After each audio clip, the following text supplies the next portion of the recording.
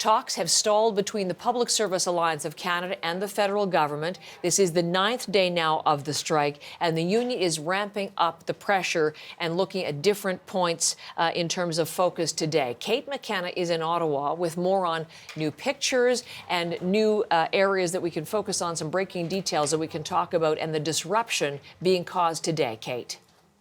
Yeah, the union said that it was going to amp up its pressure tactics, and this morning we're seeing that. This morning, dozens or more than a dozen buses of workers was taken to the Lacolle border in Quebec to protest outside the Canada Border Services Agency there. At this point, it's not clear if they'll just be picketing or if they'll be trying to disrupt passage through the border, but they are there now, and they say that they're there because they want to send a clear message to the government that they're not happy with the current deal that's on the table. This is not the only escalation of tactics that we're seeing. In fact, the union says there were 25 escalations that happened yesterday. Today, several schools near Valcartier in Quebec, the base there, they're closed today because officials say that they can't guarantee that the students will be safe. And that's because there are protesters that are blocking traffic. Some parents say it was taking more than an hour to get their kids to school every day. And it's not just traffic they're blocking. We've heard from different parts across the country of instances of federal buildings being blocked, of access to ports being blocked. And again, the union says it's doing this because it wants to send a clear message to government that they're not happy with the deal that's on the table. What are the main sticking points as those negotiations continue, Kate?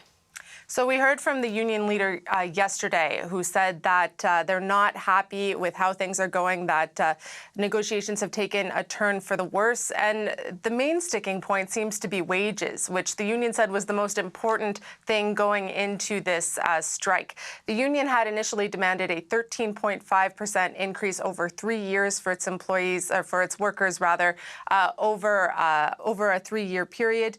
The government countered with a 9% offer, but the union says that's not enough. It doesn't make up for inflation. The government says that it's a fair deal for taxpayers, and it's also what was recommended by a third-party mediator. Here's what the president of the Treasury Board had to say. I don't have anything really much to maneuver with anymore. It's pretty much the ceiling that I have to be able to be giving a fair salary to the public servants, and also that will be reasonable to Canadians and taxpayers. So the union has said that it actually lowered its wage demand twice now, but it says it can't negotiate with itself. It wants to hear another offer from the federal government. But of course, we just heard Mona Fortier saying they're not willing to maneuver a whole lot farther from their 9% offer that's currently on the table. So that's kind of where things are at an impasse. We're going into day 9 of this strike today. As we mentioned, you know, the tactics are escalating. So We'll be following to see if there's any movement at the negotiation table. Kate, thank you very much. We'll be back to you for updates. I think it is worth just looking at those pictures again and bringing those latest details. These are from our colleagues at Radio-Canada. Again, this is the border crossing at Lacolle, Quebec. 14 busloads of striking workers there at the U.S.-Canada border crossing, picketing the Canada Border Services Agency there. And we're waiting to see, yes, they're rallying, but will there be any sort of blocking of access at this point? We're watching as we watch Quebec City, Sainte-Foy right there, the Via Rail office. That is set to disrupt rail service. We'll be watching that. CFB Valcartier, they are there, blocking the road there, forcing 3 schools to close for the day because of the disruption. As Kate says, the tactics are escalating, and we'll keep you right up to date on any new developments as they take place today on day 9.